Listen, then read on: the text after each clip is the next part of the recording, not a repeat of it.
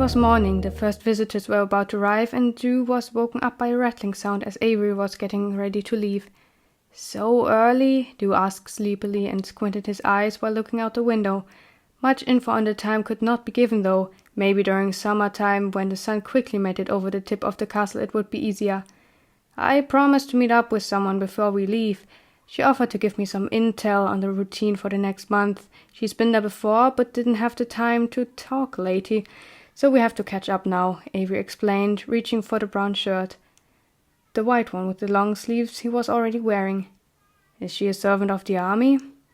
"She is a knight herself. We met after a couple of weeks at the beginning and have been in the same unit since." Drew stared through his memory but could not think of him ever mentioning this person. "What's her name?" "Sue Miller. She must be almost 40 years old by now. Seasoned soldier, bearable personality and very supportive." It still didn't ring a bell, but the last name sounded familiar to him. "You never told me about her," Drew accused him. "I swear I did mention her from time to time, if not by name, then by doings. But I figured it wasn't all that important to you," he explained and closed his bag, now continuing his shirt. "Of course it is. You interrogated me every day for 3 years on my day, but got to keep an acquaintance of importance from me. How fair." Avery shrugged. "I didn't need speech practice." It made sense, but you still found it somewhat rude to have an unequal share of insight between them. Instead of commenting on it though, he noted something else. "Are you bruised?" Avery looked down on himself. Then his hand went towards his exposed collar and his face went pale.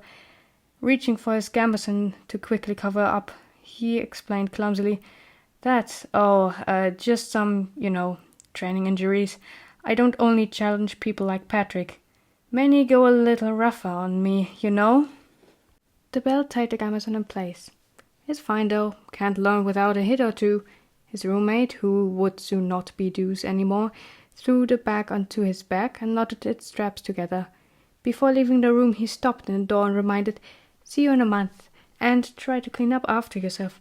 Oh, and then offend anyone if possible, and—" "Goodbye, Avery," interrupted Dew before he could think of anything else. The other one smiled with a hint of embarrassment, nodded, and locked the door behind him. Then it was silent for a while. Slowly more and more light could be seen beaming onto the forest, making it impossible for Dew to continue sleeping. Soon the hasty steps of servants making their way to their workplace could be vaguely made out. Luckily the walls and door kept most of the noise sealed off, and if one were to talk outside the room, he could not decipher a single word. Language. It was the first thing he actually struggled with, much harder than taking care of his own daily needs or trying to patch up his wounds after another hunting period. Merlings didn't particularly care for communication. Simple gestures were enough, and most of the time not even those were needed, because everyone lived for themselves. From time to time Dew had listened to people talk. Then he was sitting on land or had his whole body but his head submerged by water. Nobody would see him as long as he was hidden by bushes or a dead trunk of a tree drifting on the surface of the large lake. It was the only way he caught up one word or two over the course of several weeks of listening to both hunters or people traveling by to either enjoy the scenery during sunshine or make their way from the town nearby to another place. Only after working in the castle's kitchen for some years did you find out that this particular town used to be the main provider for extraordinary goods until the Merling population died out due to overfishing and interest-specific competition. For a long time Dew had thought speech was overrated. He had no use for it, but then he was forced to communicate somehow with the boy with the dragon wings he had saved from drowning. At first he had just left him to dry up on land and take care of himself. Diving down again, he had thought to himself to have done a good deed. On the bottom of the lake one object had caught his attention, for it did not belong there. A necklace with a pretty pink crystal tied to it. Nobody was there to return it to when he had served it again, so he had kept it. Maybe that was what saved him from dying just a few weeks after. It had been a noticeably hot late summer, and the surface level of the lake had gradually sunken to a point where Dew had gotten curious of where the water had gone. Following the almost empty riverbed one morning, he had slowly approached the town without knowing it. Luckily no citizens were nearby to see a young Merling walking vulnerably through the cracked mud. Unfortunately, the sun had come beaming down over the course of the day and took even the last trickle of water from dew.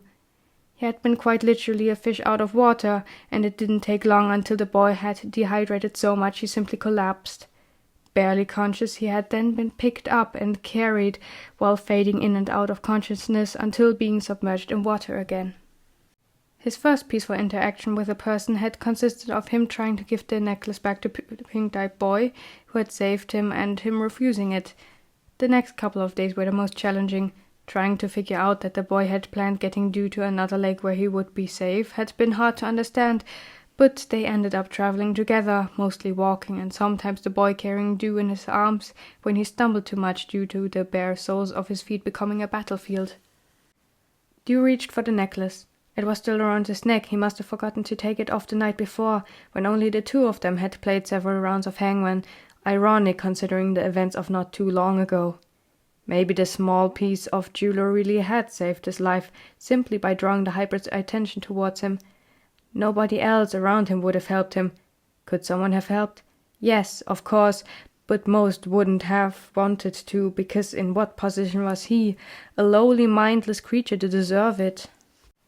For the following month he expected there to be a tighter schedule than usual, but he would try to at least fulfill Avery's simple wish of keeping their room somewhat tidy.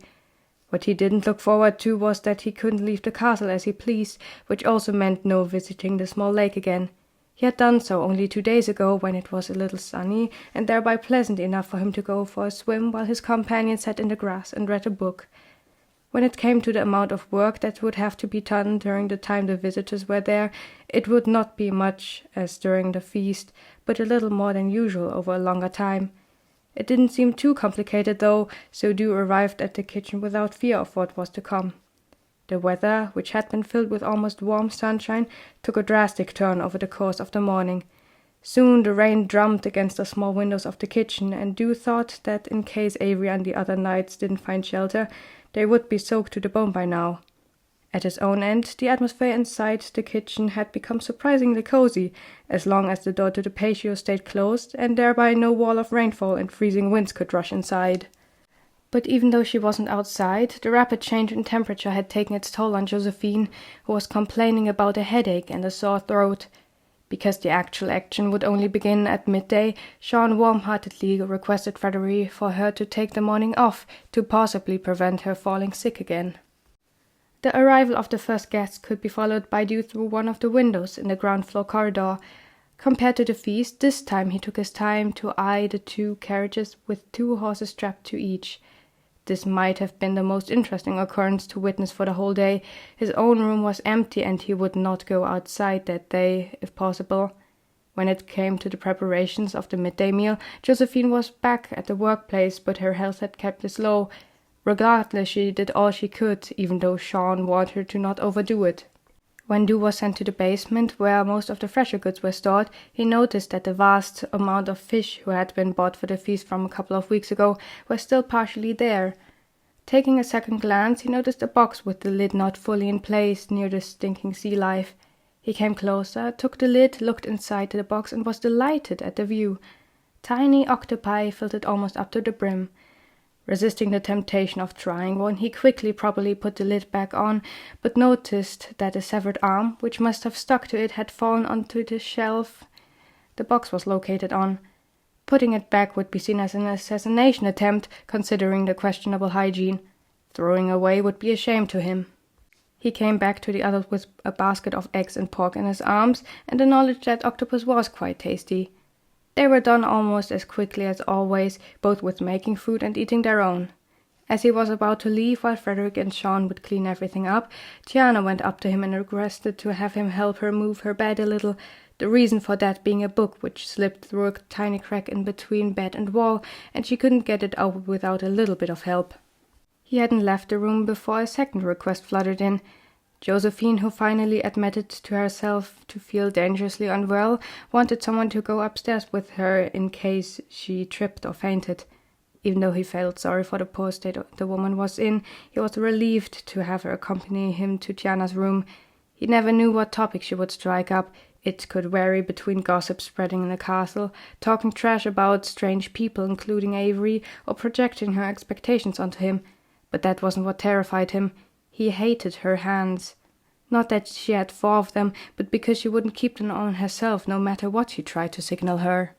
The 2 of them agreed to have the book freed first, while Josephine would sit in the room and wait. Then Dew would guide her to her own and look out for her health as someone who was practically immune to death. Tiana was the person disagreeing with it, saying Josephine should rest as soon as possible without any disturbance caused by another person in the room. The sickly woman had put on her warmest smile, but her tone left the other as cold as ice when she firmly expressed she would wait for Dew. Tiana's domain was similar to how he expected it to be. A tidy room of regular size, with a regular bed on the right side of it, but a blanket and pillows of good quality. A one-colored carpet covered a bit of the ground before the bed. A table and chair stood together with a shelf filled with books and trinkets on the left side, while the wardrobe was on the right next to the door. Immediately it was clear that she not only had been living in the castle for much longer than he had, but she also had good acquaintances that gifted her items of respectable value from time to time. Even a small and rough portrait of herself stood on the table, which Dew found a little self-absorbed. "How do you like it?" she asked, and gestured at the entirety of her room.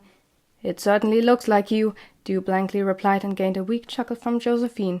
Tiana, taking that as a compliment, continued, "It's much better than what you currently inhabit. Even the view is nicer." From her window one could directly look into the patio. The carriages had been driven away. Dew noticed it looking down. To him the view wasn't all that good. The only upside to it could be the direct view onto the large clock and the sun reaching over the room quite early in the day. "It's a little more stuff than I'm used to," he commented. "And still I can keep everything neat and tidy. Isn't that great? Some people just can't clean up after themselves and desperately need a little help with that, right?" She was a sucker for compliments. "Well, luckily I don't end up like Frederick, because someone takes care of that task with me. Now how should we move the bed?"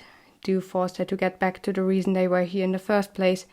"Right," she replied, her tone drifting from proud to bitter. In a matter of seconds they had freed the book and put everything back into place.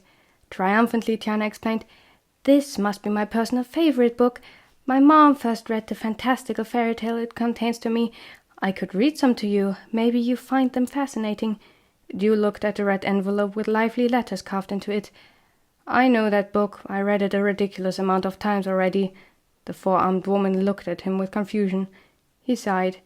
"I know how to read more than just recipes. I also write a diary whenever something more or less mentionable happens." Her face collapsed a little more before contained itself again and proclaimed, "Then it's your lucky day. I own many books with nice stories and—" Tiana was interrupted by a loud coughing noise from Josephine. Dew lent her hand in standing up and announced that the woman with fluffy hair should get some rest. "Yes, do that, but I do insist you have a look in those books. You will see you in the kitchen tonight, Tiana."